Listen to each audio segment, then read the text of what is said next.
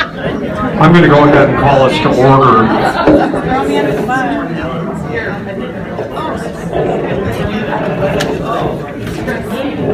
I know some of you are still in the serving line. That's fine, go ahead. The rest of you, just a couple of reminders. Please turn off your cell phones. And if you have a conversation that needs to take place, and it's not part of this discussion, please take it outside. If you have something to contribute to the meeting, please raise your hand, you'll be recognized. So the first order of business is to approve the minutes from 2 past meetings. And in your handout on your table, we'll look at the May 30th meeting first.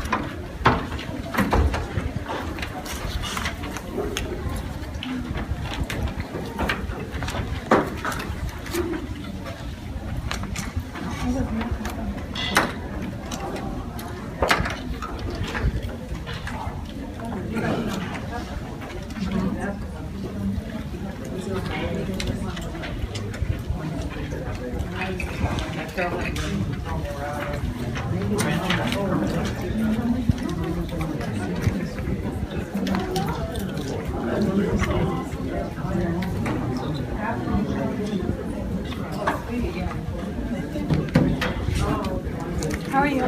Excellent. Yourself? Is there a motion to adopt the May 30th minutes?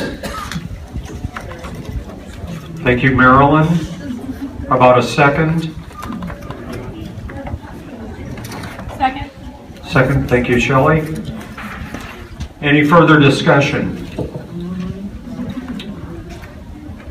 All in favor? Aye. Opposed? Abstain. Thank you. Okay, next we'll look at the minutes from September 18th. This was our contract ratification meeting, and you notice that a bunch of the items were tabled, and that was intentional. That was so that we could discuss nothing but the contract ratification.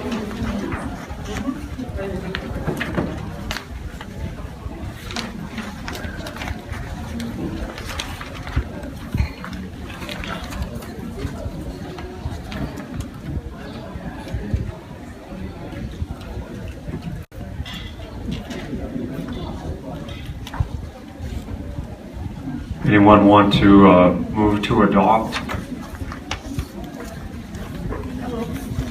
Thank you, Renee. Is there a second? I'll second it. Thanks, Shelley. Okay. Any further discussion? All in favor? Aye. Opposed? Abstain. Thank you. All right. First of all, I want to thank Leela and Sonia for putting this meeting together, and previous ones as well. Arranging the menu, getting the room, right on down the line. Thank you both very much. And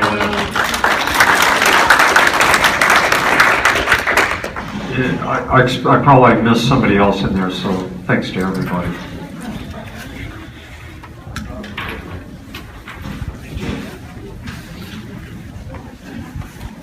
All right, I'm just gonna move on to another couple of items that are later down the list, but we'll work them in now. First of all, a week from today is the statewide election, and I put some posters out on tables. Feel free to display those. They are nonpartisan posters. The point of them is simply to urge people to get to the polls. Probably most everybody's doing mail-in vote ballots, but you can drop those off at a polling place also. It doesn't have to be the polling place. that's nearest to your precinct. It can be any polling place. So even if you forget to mail it in before the deadline, you can drop it off. Those of you who are members should have received the CSUEU voting guide at your home address. If you haven't, I have some extra copies up here, so stop and see me after the meeting and I'll make sure you get one. Okay? I'm not going to go down this, but I will say that CSUEU's Legislative Committee and Board of Directors, when they investigate and make the choices for endorsements that are on these cards, they do some pretty thorough investigation of the candidates' records, their stances on measures and issues that affect the CSU.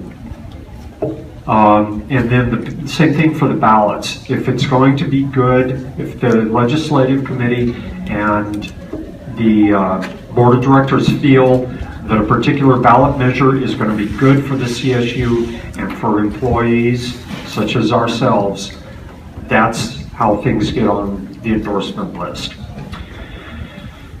Okay,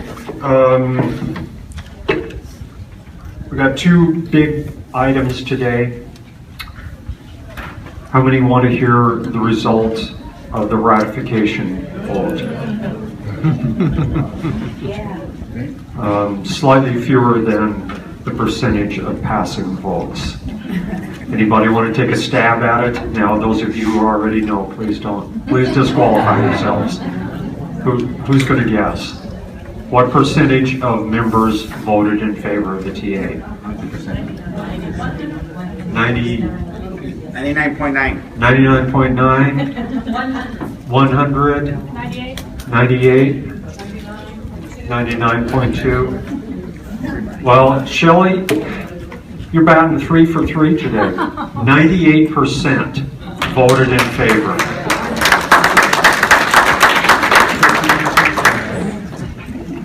That's only half of the process, however.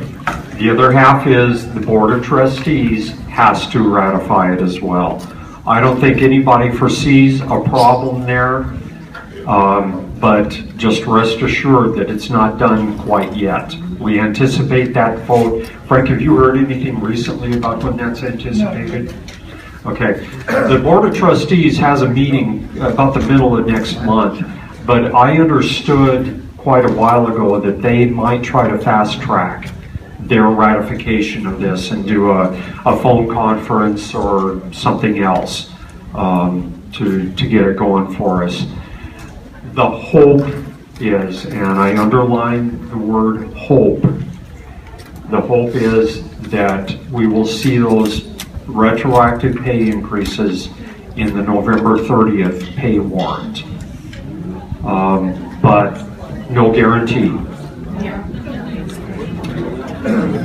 Okay. Let's move on. Any questions on any of that?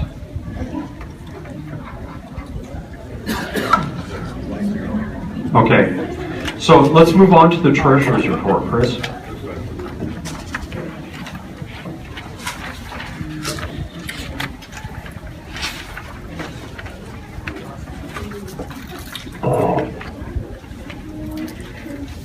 On the back of the agenda is the Treasurer's report. And I have included in here for the estimate for October what the money is being spent on, which was the meet in the street, lunches for the May and July meetings. Oh no, that was for September, sorry.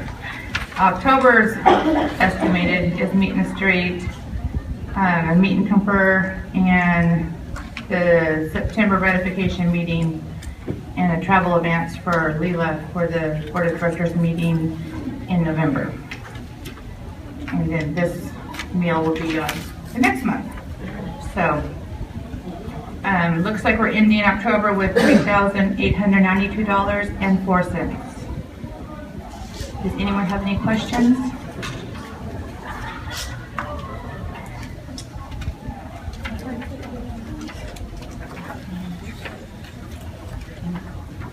Short and sweet. Short and sweet. I like Thank that. you. Thank you, Chris. So we need to vote to adopt this as presented or make amends to it. Is there a motion to adopt? Thank you, Rhonda. Second? Thank you, Kathy. Okay, any discussion? Okay, all in favor? Aye. Opposed? And abstain. Thank you. All right, Catherine is down with a bad case of the flu, so she's not here today. Hopefully she'll be on her feet again soon and back in action. By the way, if you've been sending her emails and she hasn't been answering, I know she's been trying to, but she may not have them all up to date. If you've been trying to send her an email and haven't got a response, either just hold on for another day or two, or if it's something urgent, send it to me and we'll get it going. Okay, in her absence, I've asked our Labor Relations rep, Frank Polito, to give us a brief update on where representation matters are currently.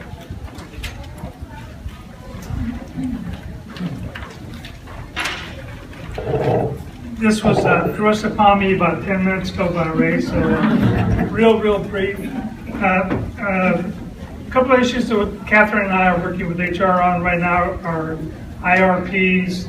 We're looking into workload issues and also long-term vacancies and reassignments. The other thing that I wanted to put out there though is almost on a weekly basis we meet with Kelly Garcia and discuss any outstanding issues. And it's working out very well as far as I'm concerned. We don't have the same system at Fresno and Cal Poly SLO that I also cover. So this kind of arrangement makes it much easier to avoid problems and try to resolve issues before they become a problem.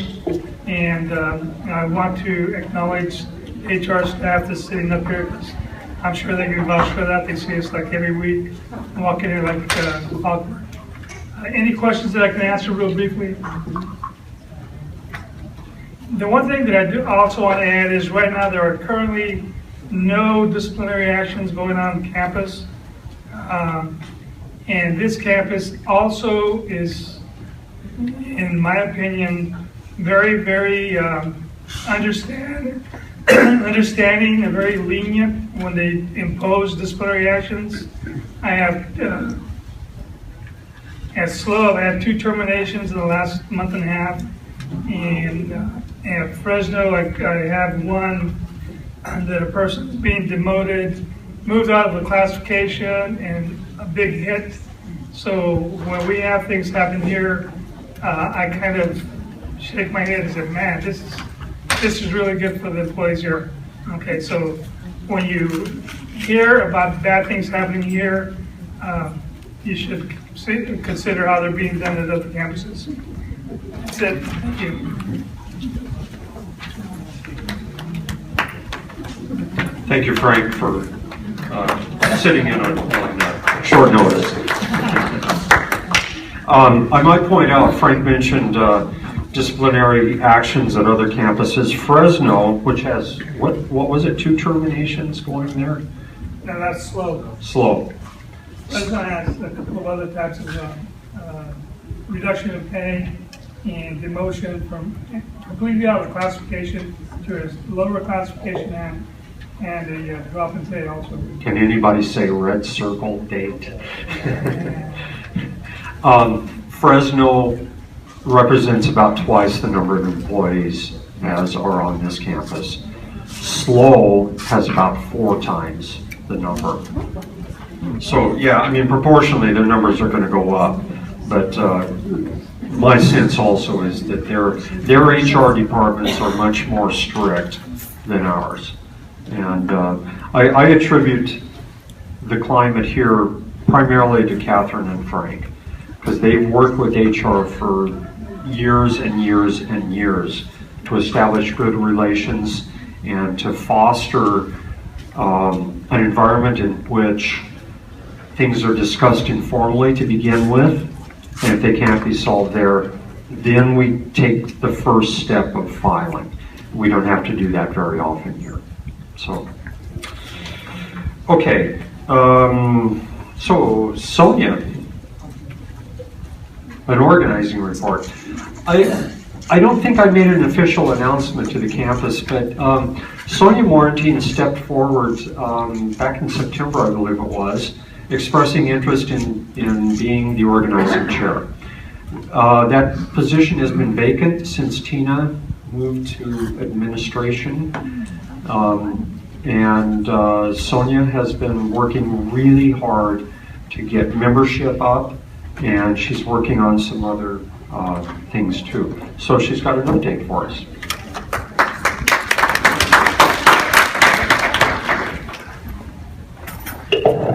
Well, thank you, Ray. Yes, we've had at least about a 5% increase in membership, which is awesome. I would love to see 100% here at CSUB, because as you know, we have power in numbers. And the more members we have, the louder voice that we get to get our employees what they need to fulfill anything and everything that you feel needs to happen for you in your career here at CSUB.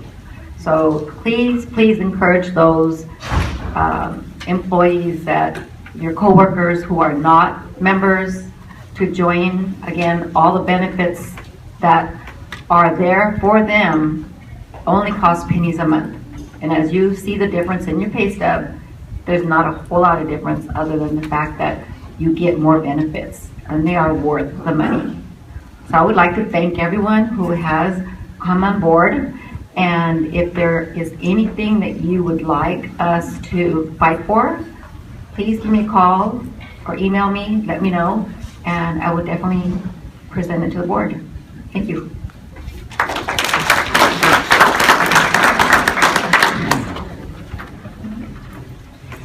Thanks, Sonia. Does anybody have any questions for Sonia? Okay. At the bargaining table, the numbers of members count. If we can go to the bargaining table when we're bargaining the next contract and say, we've got 90% or 95%, or I don't think this would ever happen, but we can't discount the possibility, 100% of membership, management listens.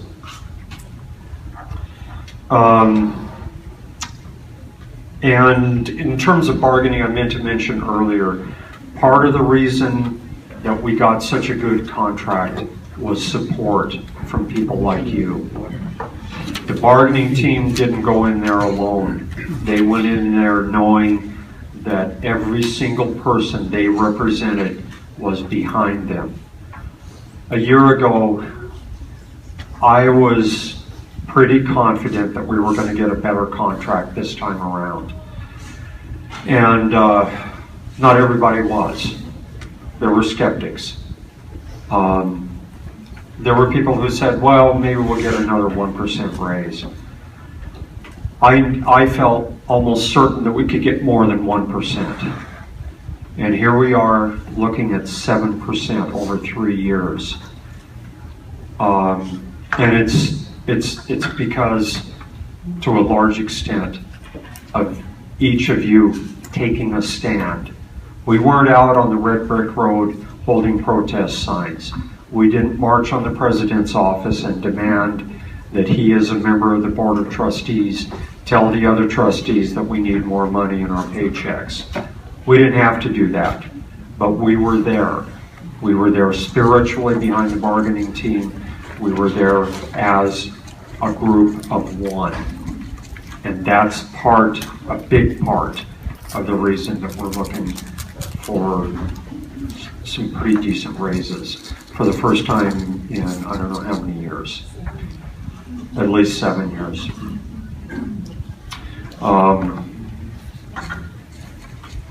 There's something else I wanted to say too, and I can't remember what it was now. But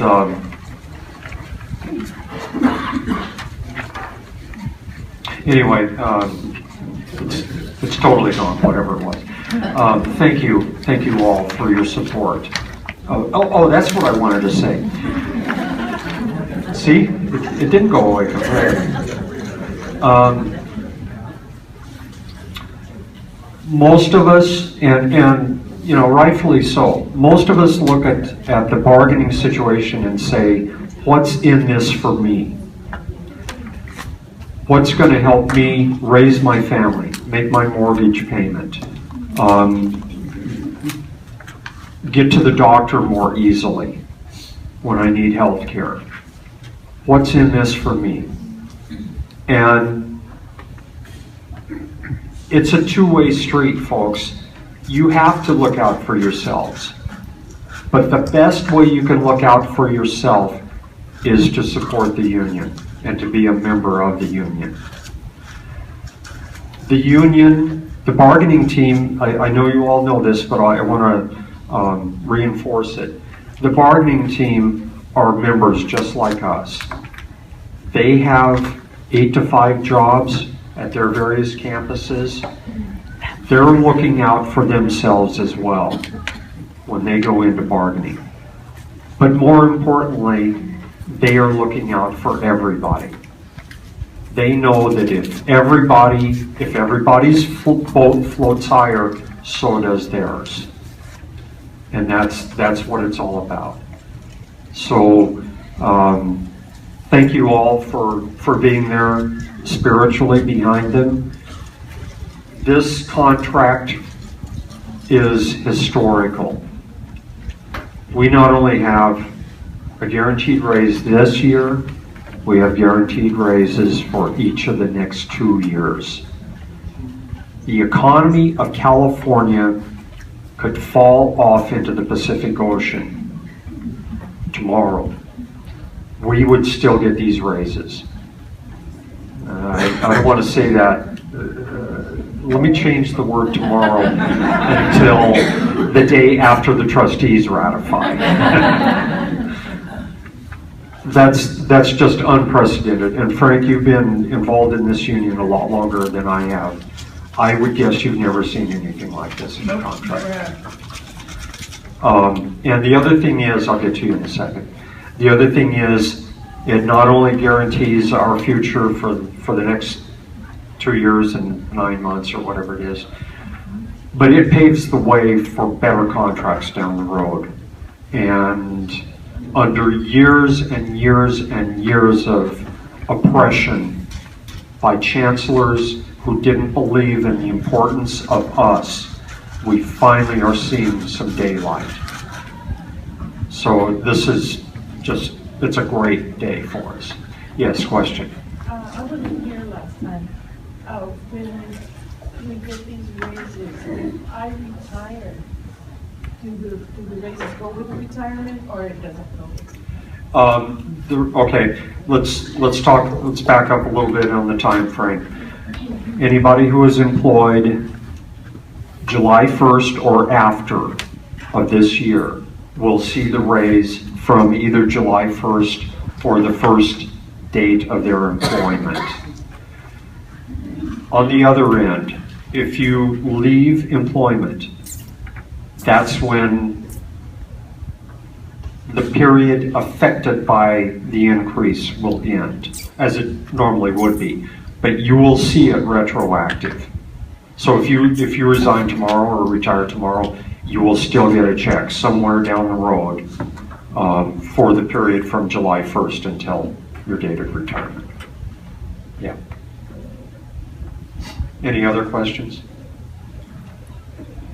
Yes. You held the in-range progression workshop. Do you have any word on how that, students-wise, how that helps individuals? Yeah, we're not good about tracking, and this would be a good project for somebody who wants to do some volunteer work for the chapter. I wasn't looking at you. We don't track how that pays off or doesn't pay off. we can't help but feel there's some good out of it. Even if nobody gets an IRP, they know, they are informed on how to go through the process better. And if you get rejected this time, try again. How's that for a non-answer? Okay, good. So our last item of business is chapter elections. And up front, I want to thank the 3 people who stepped forward and volunteered to be on the chapter nominations and elections committee. Shelley Ike, who is chairing that committee, will introduce the other members. They've already put a fair amount of work into this, and there's a little bit more to go. The criteria for being on the elections committee, I want to just put this out here up front so that you'll understand the context of their volunteerism. There are 3 criteria. First of all, they have to be members in good standing, and they are. They cannot be candidates for any office. If they were to declare candidacy, then they would automatically have to leave the elections committee. And thirdly, they cannot be biased towards any candidate who is running for office. I have confidence that neither of the 2 latter criteria are going to be violated. We've had good luck with elections committees in the past. I've been through, I think, 4 elections, and everybody who stepped forward to help with those previous elections has just performed marvelously. And I have every confidence that this group is going to continue that track record. At this point, I'm going to turn it over to Shelley, and she has quite an earful for us. On the surface, the elections seem pretty simple, maybe, but there's a lot of underlying conditions that have to be met, and hoops that have to be jumped through. And Shelley and the other members of that committee are going to be fine doing that, and they're going to make sure that all of the I's are dotted and the T's crossed.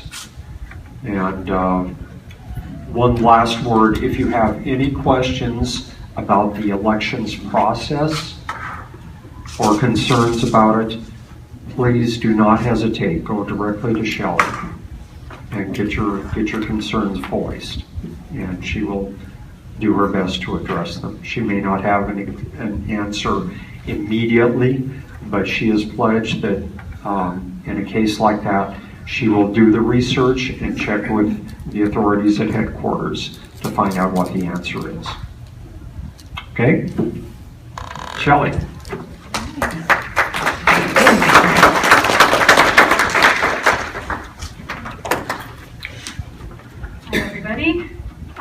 The other 2 people that are serving on the committee with me are Renee Martin from Human Resources.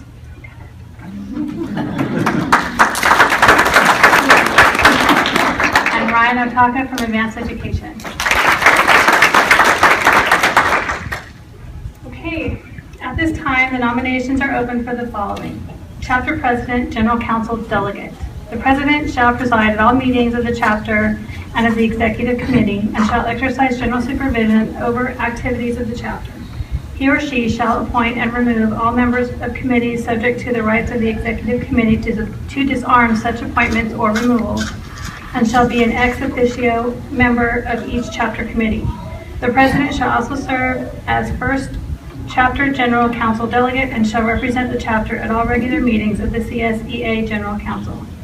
Vice President. The Vice President shall act for and in place of the President at the latter's request or during his or her absence or disability, and shall perform such other duties as assigned by the President. In the absence of an elected Chief Steward, the Vice President shall serve in that capacity. Treasurer. The Treasurer shall be the custodian of funds of the chapter and shall deposit them to a financial institution approved by the Executive Committee. He or she shall pay all bills, keep the chapter financial records, render a financial record report at each chapter and executive board meeting, and render such financial reports to the association treasurer or as required by association policy, and to the CSU division finance officer as required by the division policy file. The treasurer shall submit a chapter budget on an annual basis due 30 days from the beginning of the calendar year, according to the division policy file. He or she shall perform such other duties as assigned by the president.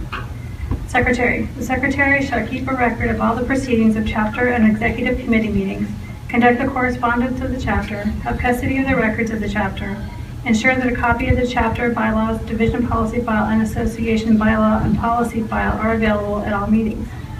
He or she shall transmit copies of all amendments to the chapter bylaws to the CSU division policy file committee chair. The secretary is responsible for the availability of minutes of chapter meetings to all represented employees. He or she shall perform such other duties as assigned by the president. Chapter bargaining unit representative. The chapter bargaining unit representatives represent the employees in their respective jurisdictions at chapter and executive committee meetings and transmit the views of their constituents to the respective unit councils, either in writing or when authorized in person at meetings of the unit council. Chapter organizing committee chair. The chapter organizing committee chair shall chair the chapter's organizing committee. The campus organizing committee chair shall ensure that a new employee orientation exists, enforce contractual obligation that new employee packets are distributed, and ensure the distribution of fair share notices to new employees.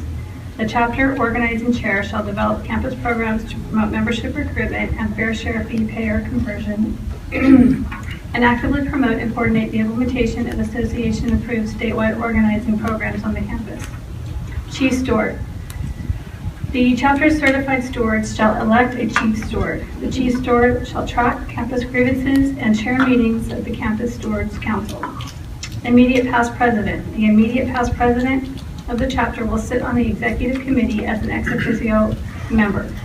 Delegates to the general council. A, to the extent that the chapter is allotted delegates to the general council for chapter delegates or delegates by the association, they shall be nominated and elected in a process keeping with the CSU division policy file and association bylaws and policy file. In any case, the number of delegates cannot be less than one. B, the chapter president, general council delegate shall be a delegate to the general council, and the election ballot shall indicate that the person elected will serve in both capacities, and such election shall be held in accordance with standards applicable to the election of chapter delegates. C, any other delegates allotted shall be elected at large. Delegates shall be nominated and elected in a process in keeping with the CSU division policy file and association bylaws and policy file. All candidates for delegate shall be named on a list of alternates in the order of most votes received. When vacancies occur, delegates shall be appointed on the list of alternates. D, the executive board shall verify with the association and the division council the number of delegate positions allotted to chapter 310 and ensure that all such delegate positions are filled. Election of officers. Election of chapter officers shall be in accordance with the CSU division policy file. Electorate, thank you. Chapter officers, general council delegates, and alternates are elected by the active members of Chapter 310. B, campus bargaining unit representatives and CBUR alternates are elected by the active members in their respective units within Chapter 310. All candidates for CBUR shall be named on a list of alternates in the order of most votes received. When vacancies occur, delegates shall be appointed from the list of alternates. The chapter chief steward is elected by the certified stewards of Chapter 310. Eligibility for office. Any candidate for office shall be a permanent or probationary employee per chapter bylaws. Unfortunately, temporary employees are not eligible.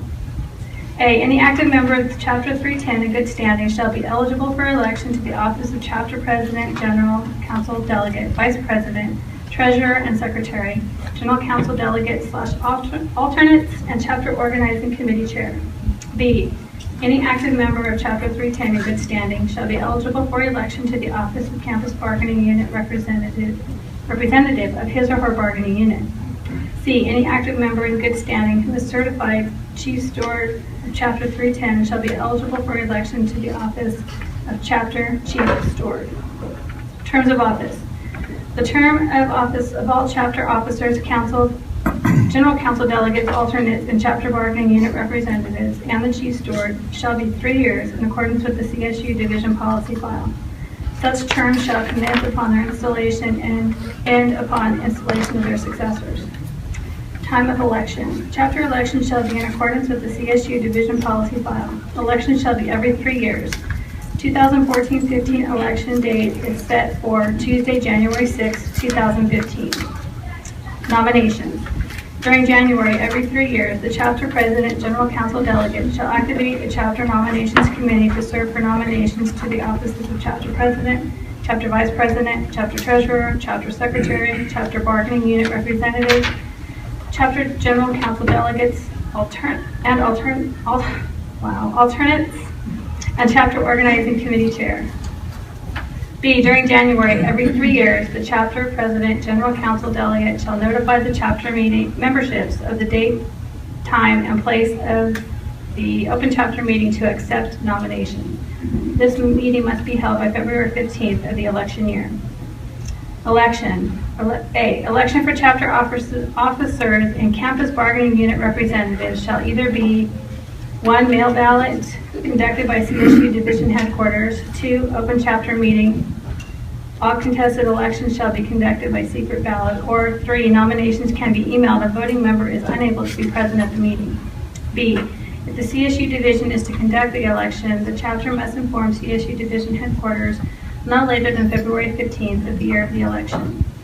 C, if the election is to be conducted by the chapter president, general council delegate shall inform chapter electorate and division director no later than February 15th of the year of the election of the time, date, and place of the election.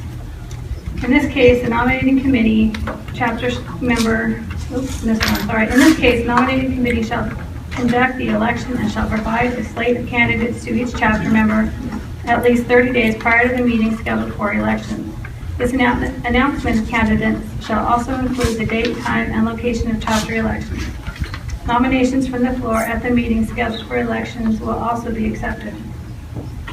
D, if the meeting is conducted by the chapter, the nominating committee shall also serve as the tellers committee and will notify all chapter members of the results of the elections. The newly elected officers will be installed at the open chapter meeting that follows the election meeting. E, chapter elections shall be concluded and results reported to the CSU division headquarters no later than March 30th of the election year. F, a simple majority of all votes cast, 50% plus 1, shall determine the winner for each office. In case of a tie, the winner shall be determined by lot.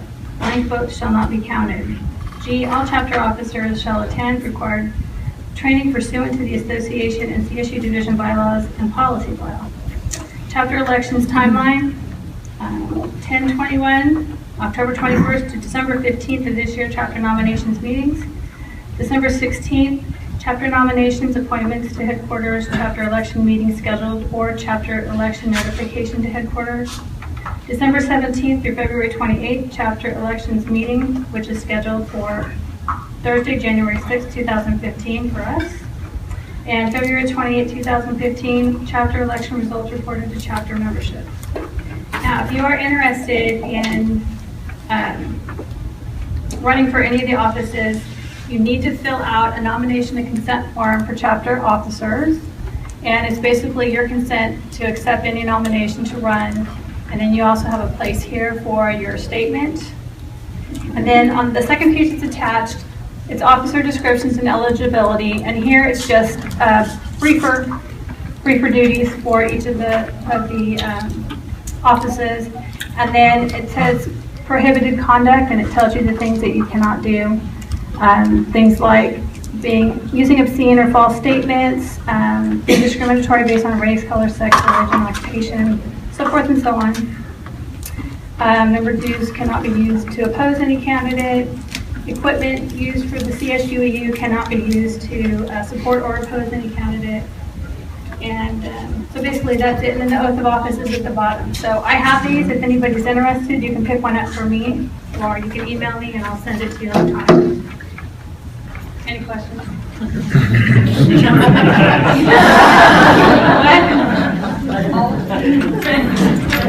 Is that posted online? This, we'll get it posted. Are those going to be available? Can they email you and you can send them an email? Yeah, for the nomination form, yes, it can be sent electronically, or I have some with me today if anybody's interested. All right. Thank you for your patience.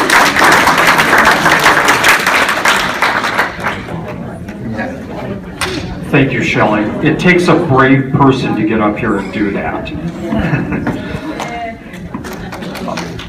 And there were a couple of follow-up questions. We will get all of that. Shelley will send it all to me, and I will post it, and I'll send it to everybody's individual mailbox, so that everybody, everybody, whether you're here today or not, has access to it.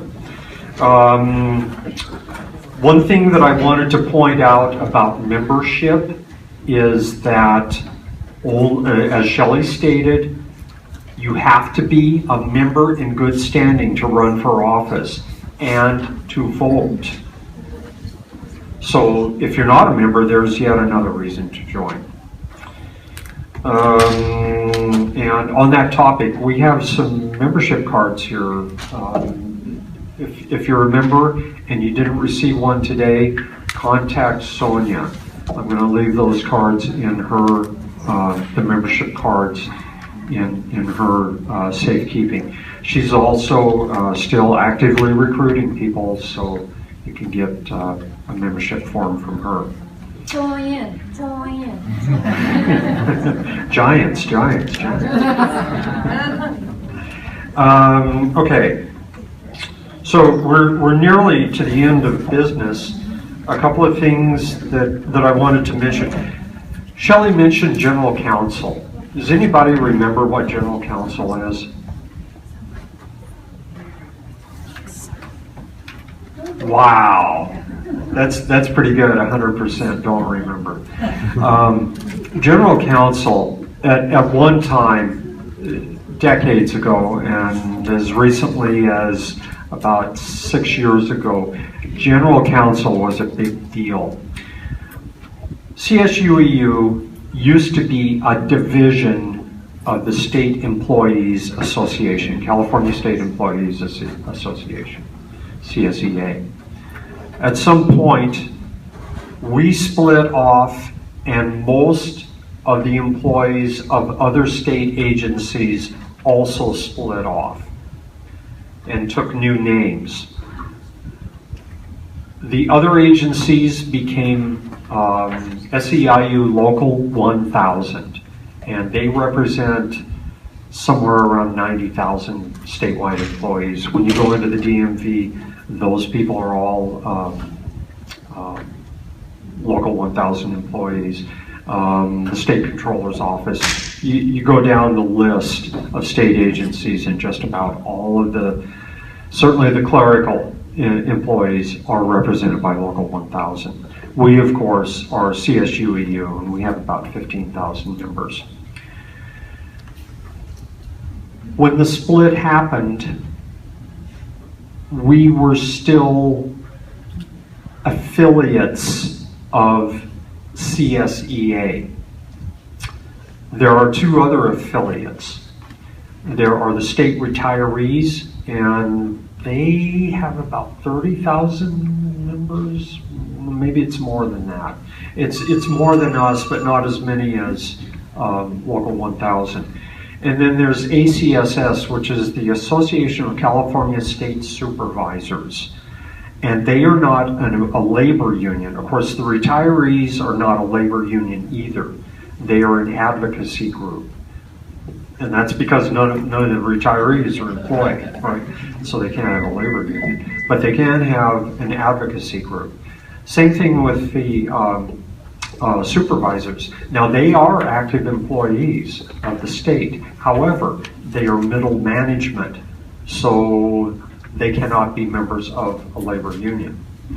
But they're also an advocacy group, and they're quite a bit smaller. I think there's only about 5,000 represented employees, or members, excuse me, they are not represented employees. All 4 affiliates are still under the umbrella of CSEA. However, CSEA now is merely a service provider to the 4 affiliates. They provide legal services, accounting services, IT, HR administration, and I'm sure I've missed some other services that they provide. But they are, in essence, labor contractors or service contractors, CSEA is. And that's all they do anymore. They are not an advocacy group anymore, as they once were. They are not a labor union, as they once were. The governing structure of yeah, Cheryl, do you have a question? Does a percentage of our fees go to them? Yes. What we purchase, those services that I listed, we purchase those services from CSEA. All of our staff, our paid staff, are employees of CSEA who are assigned to CSUEU. And we pay CSEA for those services. Okay.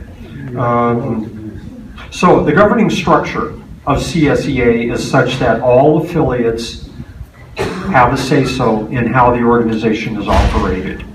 General counsel is the group of representatives of each affiliate who determine policies, procedures for CSEA. General counsel now meets once every 3 years.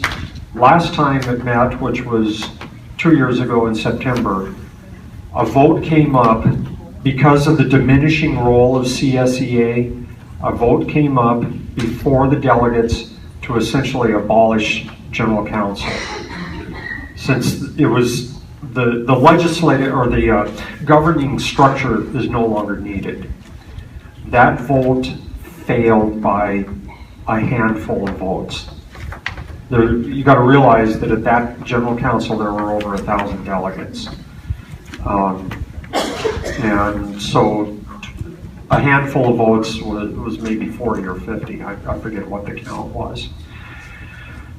That you can almost be sure that that's going to happen again next September, which is when the next general council will be. And I think almost everybody is confident that this time it's going to pass. We spend a significant amount of money just on general council meetings. The meetings cost about $3 million. And I forget what our share of that is, but it's no small change. So why continue with something that you don't need to spend money on, right? So anyway, the delegates, each chapter from CSUEU has a certain number of delegates, a minimum of 1, as Shelley mentioned, and depending on the number of represented employees, not members, but represented employees, the new structure is 1 delegate for every 200 members or greater portion thereof.